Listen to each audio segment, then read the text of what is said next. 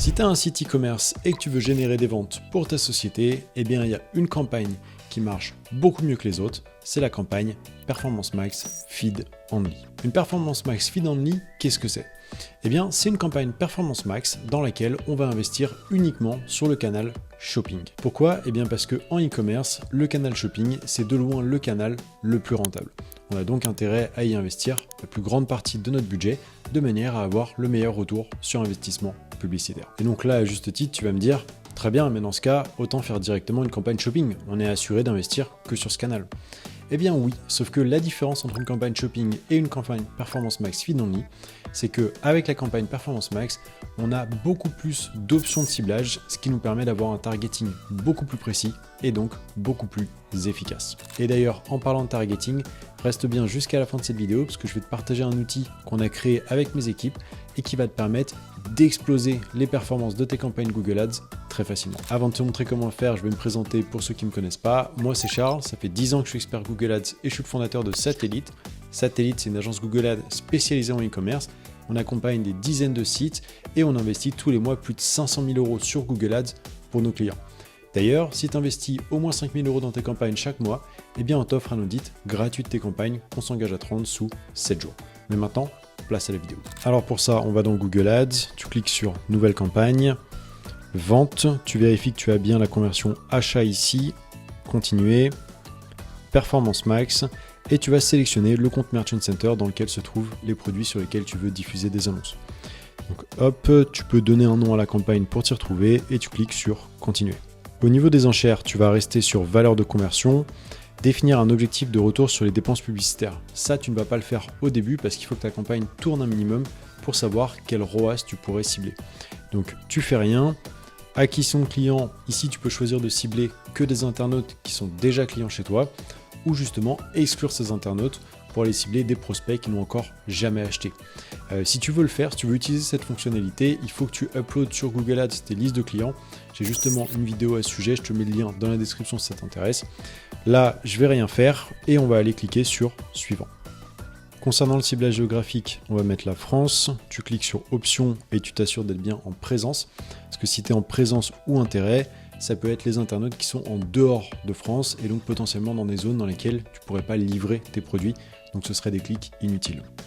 Pour ce qui est de la langue, on a déjà français qui a été configuré, donc on va le garder et on va rajouter anglais parce qu'il y a quand même pas mal de gens en France qui mettent leur navigateur en anglais. Alors on ne parle pas de 20% du marché, mais on va quand même intégrer ces personnes dans la campagne pour maximiser nos chances de réussite. Ensuite, tu descends, là tu mets non, plus de paramètres, tu vas exclure les appareils écran TV parce que c'est des internautes qui ne pourront pas acheter directement. Et enfin, tu cliques sur Suivant. Ici, Google va nous proposer de créer des composants à notre place. Ça marche pas super bien, tu vas cliquer sur Ignorer. Tu vas pouvoir donner un nom à ton groupe de composants. Donc là, je vais l'appeler Feed Only. Hop. Et maintenant, on va sélectionner les produits qu'on veut intégrer dans la campagne. Donc tu peux mettre tous les produits ou juste une sélection de produits. Là, pour l'exemple, je vais mettre tous les produits, mais je t'invite quand même à les regrouper en fonction des catégories, des performances ou d'autres variables. Ensuite, on descend, hop, les titres longs, description, tu mets rien. Pareil pour les images et pareil pour les vidéos, rien du tout, les liens annexes non plus. Et on va s'intéresser à optimisation des composants. Et ici, tu vas décocher toutes les optimisations proposées. Donc là, il n'y en a qu'une. Image, hop, et les textes, on décoche également.